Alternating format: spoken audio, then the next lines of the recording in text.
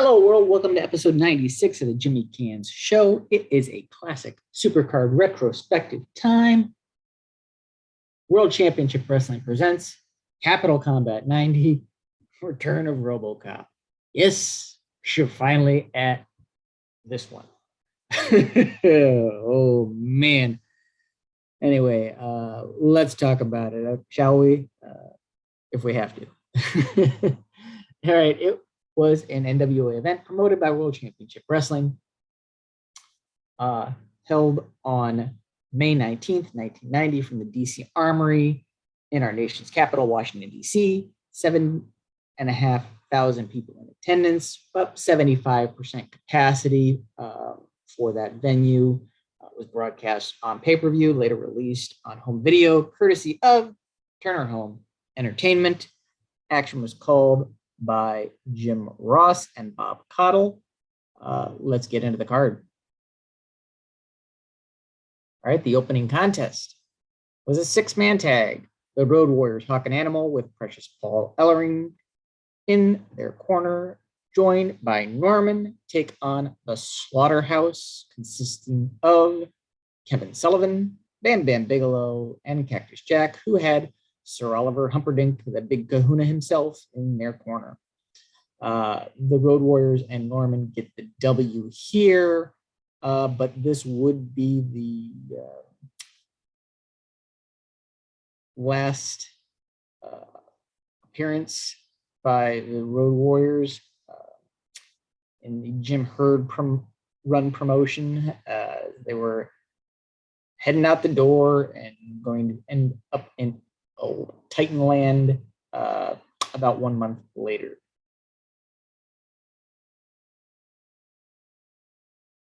Next up, Johnny Ace himself takes on Mean Mark Callis with Theodore R. Long in his corner. This was quite a grave undertaking, wouldn't you say, for one Johnny Ace? Okay. Enough bad puns. This one goes over 10 minutes. Callis hits a heart punch, followed by an impressive top rope walking elbow drop for the win. Little shades of old school being the new school. Tag team contest next. Match 3, returning Captain Mike Rotunda teaming with Tommy Wildfire Rich, taking on the Samoan SWAT team consisting of Fatu and the Samoan Savage. Now, this Captain Mike is not a team captain like the varsity club one was. They are taking this gimmick literally, and he is a naval captain, complete with sailor cap and all. Oof, oh, man, this was a bad gimmick. But the match was good. I mean, you've got 4 incredibly solid hands in there, and it goes like 18 minutes long. This was a good long tag match. Samoans, the actual team, whereas Rich and Rotunda were thrown together. So, they did some logical booking here, and the actual team ends up getting the W in this one.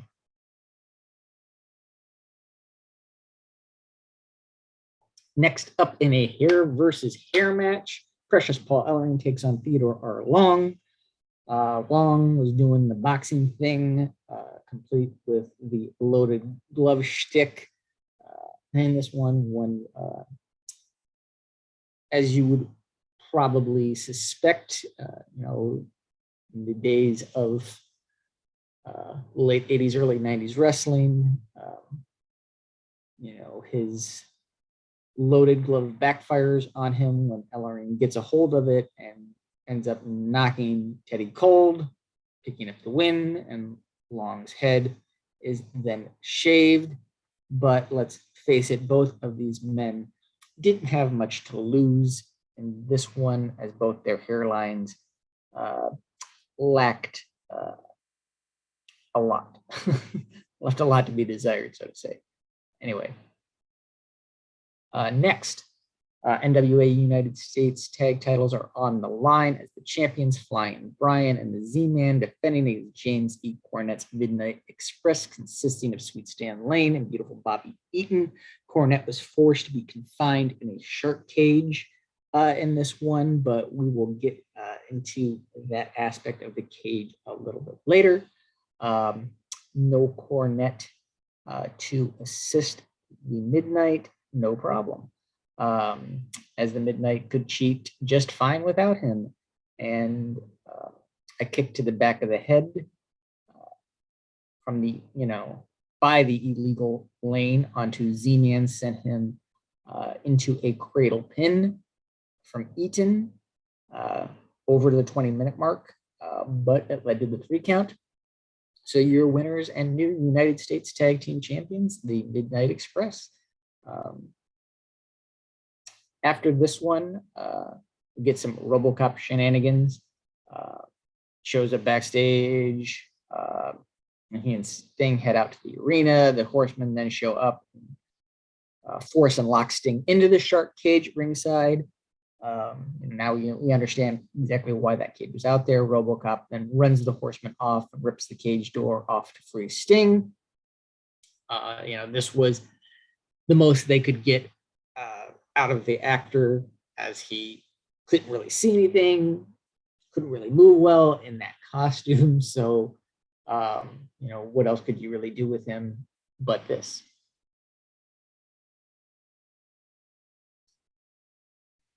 Anyway, 4th tag contest of the night was next. Robert Gibson, Ricky Morton, Rock and Roll Express clash. This time with Jimmy Jam Garvin and Michael P.S. Hayes, the Fabulous Freebirds, in a corporal punishment match. This was a variant on a strap match, rather than the traditional strap match. Obviously, you can't really do that in a tag team situation. This was just, hey, each team gets a 3-inch long leather strap and they can use it as a weapon.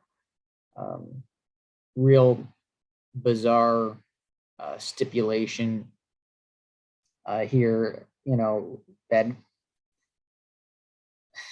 it was a bad idea because neither team really used the gimmicks in the match that much. It was really just a traditional tag match, some occasional use of straps, and there was no real big blood feud between these guys. So why would they need to settle things with, something like this? But it's just weird. Over 18 minutes, Rock and Roll getting the win when Morton rolled up Hayes for the 3 count. But like I said, there was no real feud here, so I don't understand the whole point of this. NWA World Tag Team titles are on the line next in our 5th tag match of the night. Rick and Scott Steiner, the Steiner brothers, defend the titles against Theodore Long's team of Doom, Hacksaw Butch Reed, and Ron Simmons. Over 19 minutes in this one. WCW certainly not only liked their tag team matches, but liked them long, as you got to see from the way this thing's being booked so far tonight.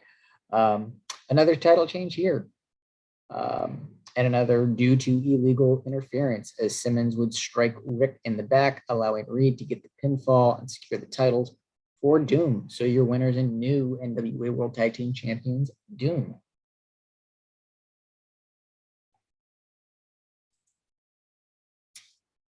Last but not least, the main event of the evening for the NWA World title in a steel cage. The Nature Boy Ric Flair with woman defends against the NWA United States champion, the total package, Lex Luger. Side note that this was not a standard cage, but more along the lines of the cage used for the Chamber of Horrors match, in that it surrounded the ringside area as well, not just encompassing the ring.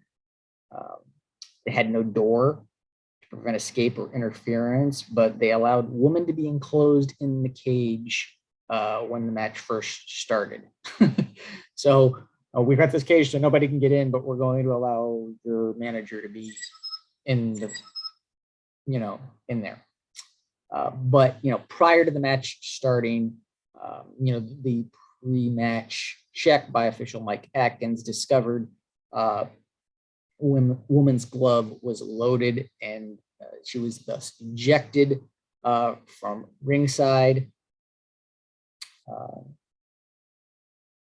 This one, in terms of the actual match, is another real marathon match going over 17 minutes.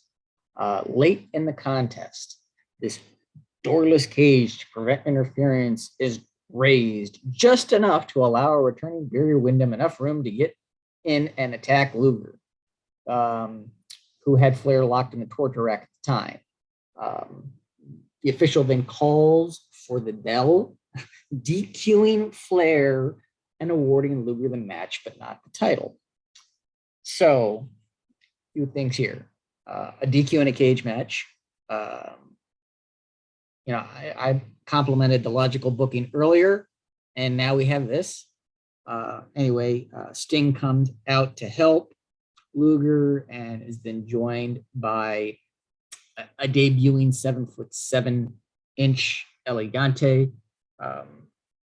So this was how the world was introduced to him.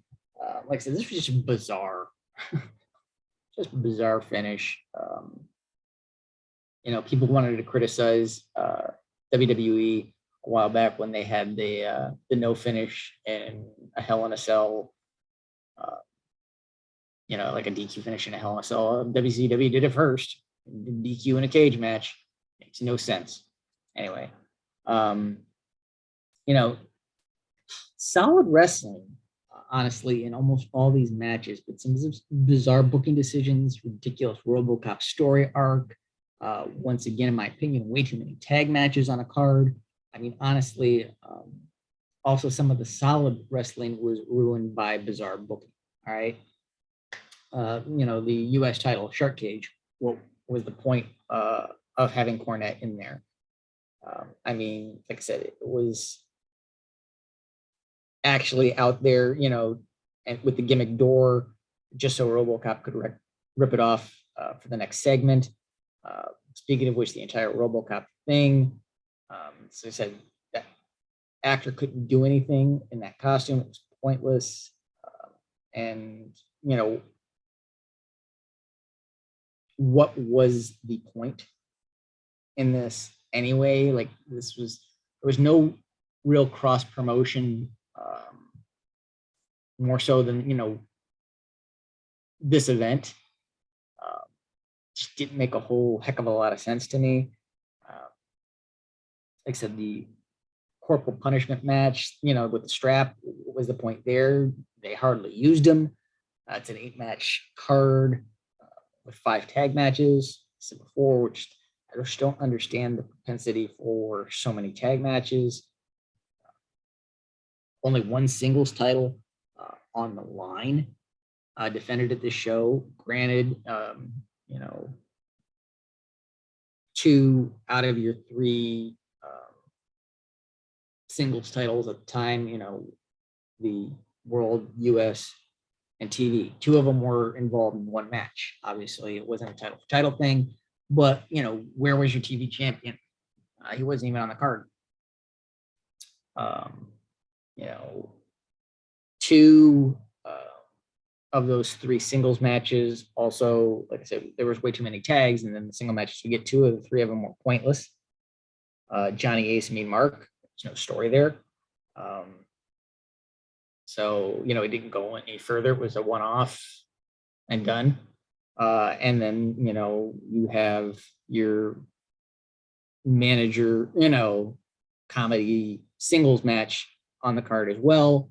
Yeah. Why not eliminate one of those 2? I mean, if you want that many tag matches, why not eliminate one of those 2 singles matches and put the TV title, on the line in a match, or get rid of one of those tag matches and put the TV title on the line in a match. Obviously, like I said, you want to make a big deal about the return of Captain Mike Rotunda. He's a former TV champion. Why not have Rotunda and Anderson go for the TV title? But anyway, and then last but not least, in terms of criticism, that DQ finish in a cage match, just ridiculous. So, I have to rate this. This is tough, uh, tough rating because the actual wrestling was decent, really, but overall match variety, booking, and story for this event was bad. I feel bad, but as good as most of the wrestling was, I have to hit this one for the bad story, lack of variety, and odd booking. So on my 10 belt scale, I'll give it a 6 out of 10. I mean, the actual wrestling, the quality of the actual wrestling helps save us some. Uh, but like I'm beating a dead horse here, but you know, the variety, story, booking, if I was just reading on the variety of the matches, the story, and the overall booking, this was a 3. So the quality of the actual match, we got doubled it up. So there you have it. Next up, we'll take a look back at Clash of the Champions 11 Coastal Crush. So wherever you are, I hope you're doing well. Give the channel a like, a share, a subscribe. Take care of one another, and I will see you all when I see you.